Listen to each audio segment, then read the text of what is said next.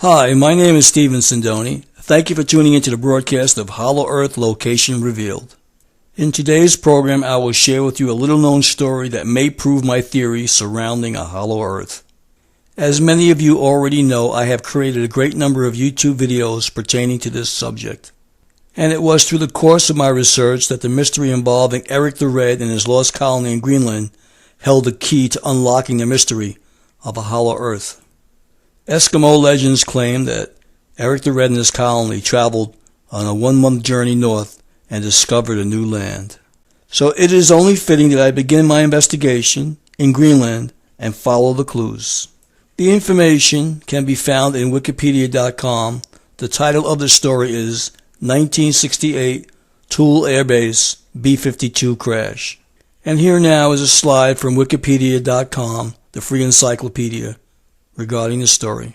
The 1968 Tool Air Base B-52 crash, Tool affair or Tool accident, was an accident on January 21st, 1968, involving a United States Air Force B-52 bomber. The aircraft was carrying 4 hydrogen bombs on a Cold War Chrome Dome alert mission over Baffin Bay when a cabin fire forced the crew to abandon the aircraft before they could carry out an emergency landing at Tool Air Base. 6 crew members ejected safely, but one who did not have an ejection seat was killed while trying to bail out. The B-52 bomber crashed onto sea ice in North Star Bay, Greenland, causing the nuclear payload to rupture and disperse, which resulted in widespread radioactive contamination. The flight departed on January 21st, 1968 from the 380th Strategic Bomb Wing at Plattsburgh Air Force Base in upstate New York. The bomber crew consisted of 5 regular crew members, including Captain John Haig, the aircraft commander. Also aboard was a substitute navigator, Captain Curtis R. Chris, and a mandatory third pilot, Major Alfred DiMario. And the other members of the crew was as follows: co-pilot Leonard Svitenko, Staff Sergeant Calvin Snap, Major Frank Hopkins, radar navigator, and Captain Richard Max, which now made the total 7 crew members. And here is the official story that the government wants you to believe. Before takeoff, DiMario placed 3 cloth-covered foam cushions on top of a heating vent under the instructor navigator's seat in the aft section of the lower deck. Shortly after takeoff, another cushion was placed under the seat. The flight was uneventful till the scheduled mid-air refueling from a KC-135 Stratotanker, which had to be conducted manually because of error with the B-52G's autopilot. Approximately 1 hour after refueling, while the aircraft was circling above its designated area, Captain Hogg directed co-pilot Svitenko to take his rest period. His seat was taken by DiMario. And unbeknownst to the co-pilot, following the order of the captain and giving up his seat to DiMario would cause the end of his life. The crew was uncomfortable because of the cold, despite the heater's rheostat being turned up. DiMario opened an engine bleed valve to increase the cabin temperature by drawing additional hot air into the heater from the engine manifold. As a result of a heater's malfunction, the temperature drop between the engine manifold and the cabin's heating duct was negligible. During the next half hour, the cabin's temperature became uncomfortably hot, and the stowed cushions ignited. A member of the crew reported smelling burning rubber, and a search was mounted for the fire. Major Frank Hopkins, the radar navigator, searched the lower compartment twice before discovering the fire behind a metal box. He attempted to fight it with 2 fire extinguishers, but could not put out the blaze. At 1522 hours Eastern Standard Time, approximately 6 hours into the flight and 90 miles south of Tool Air Force Base, Haig declared an emergency. He advised Tool Air Traffic Control that he had a fire on board and requested permission to perform an emergency landing at the airbase. Within 5 minutes, the aircraft's fire extinguishers were depleted, electrical power was lost, and smoke filled the cockpit to the point that the pilots could not read the instruments. As the situation worsened, the captain realized he would not be able to land the aircraft and advised the crew to prepare to abandon it instead. They awaited word from DiMario that they were over land. When he confirmed that the aircraft was directly over the lights of Tool Air Base, the 4 crewmen ejected, followed shortly thereafter by Haig and DeMario. The co-pilot, who had been ordered to give up his seat by the captain, Leonard Savitenko, did not have an ejection seat and sustained fatal head injuries when he attempted to bail out to one of the lower hatches. The pilotless aircraft initially continued north, then turned left through 180 degrees and crashed onto sea ice in the North Star Bay about 7.5 miles or 12.1 kilometers west of Toul Air Base at 1539 hours Eastern Standard Time. The conventional high explosive components of four 1.1 megaton B-28F1 model hydrogen bombs detonated on impact, spreading radioactive material over a large area in a similar manner to a dirty bomb. Supposedly, as the article goes on to read, a nuclear explosion was not triggered. The extreme heat generated by the burning of 225,000 pounds of aviation fuel during the 5 to 6 hours after the crash melted the ice sheet, causing wreckage and munitions to sink to the ocean floor. Interestingly enough, Haig, the captain, and DeMario parachuted onto the grounds of the airbase and made contact with the base commander within 10 minutes of each other. They informed him that at least 6 members ejected successfully and the aircraft was carrying 4 nuclear weapons. Off-duty staff was mustered to conduct search and rescue operations for the remaining crew members. 3 of the survivors landed within 1.5 miles or 2.4 kilometers of the base and were rescued within 2 hours.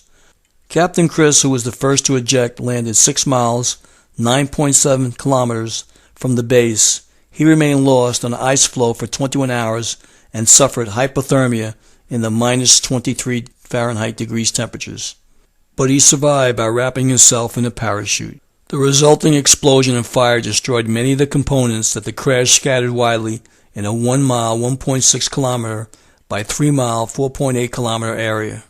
Parts of the bomb bay were found 2 miles, 3.2 kilometers north of the impact area, indicating the aircraft started to break up before impact. The ice was disrupted at the point of impact, temporarily exposing an area of seawater approximately 50 meters or 160 feet in diameter. Ice floes in the area were scattered, upturned, and displaced. South of the impact area of 400 feet, 120 meter by 2,200 feet, 670 meter, blackened patch was visible where fuel from the aircraft had burned. This area was highly contaminated with JP4 aviation fuel and radioactive elements. These elements included plutonium, uranium, americium, and tritium. High levels of plutonium were found and registered in this area. American and Danish officials, Greenland is a Danish territory, immediately launched Project Crested Ice, informally known as Dr. Freezelove, a cleanup operation to remove the debris and contain environmental damage. Despite the cold, dark Arctic winter, there was considerable pressure to complete the cleanup and operation before the sea ice melted in the spring and deposited contaminants into the sea. A base camp named Camp Hunziker was created at the crash site. It included a heliport, igloos, generators, and communications facilities. The operation was conducted without natural light until February 14th, when sunlight gradually began appearing. The United States Air Force worked with Danish nuclear scientists to consider the cleanup options. The resulting plan involved the removal of contaminated ice and wreckage to the United States for disposal. And here is where our story takes a bizarre twist and turn. In August of 1968, the United States military sent a Star 3 mini-submarine to the base to look for weapon debris, especially the uranium-235 fissure core of a secondary. The purpose of the underwater search at Toul was obvious to the Danish negotiators, but at lower levels, however, the dives are surrounded by some confidentiality. In a review of evidence of missing bomb, the Danish Foreign Ministry reviewed 348 documents that the BBC obtained in 2001 under the Freedom of Information Act. In January 2009, Foreign Minister Per Stig Møller commissioned a study by the Danish Institute for International Studies to compare the 348 documents with 317 documents released by the Department of Energy in 1994 in order to determine if the 348 documents contained any new information about an intact nuclear weapon at Toul.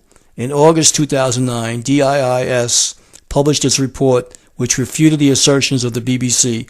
The report concluded that there was no missing bomb and that the American underwater operation was a search for the uranium-235 of the fissure core of the secondary. For the first time, the report was able to present an estimate of the amount of plutonium contained in the pits of the primaries.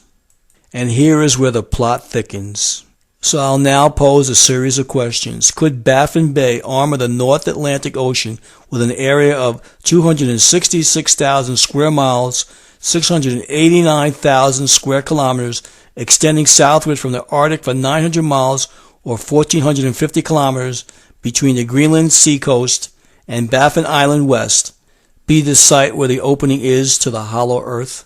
I will now put up two photos for you, the viewer, to see that may show a hollow earth opening near Baffin Bay. Let us now examine the climate in Baffin Bay. The main visitor season in the Baffin region is May to August. Through May to August, temperatures average between 45 to 54 degrees, which makes it highly likely that Eric the Red could navigate with his ships and within 30 days find the new land.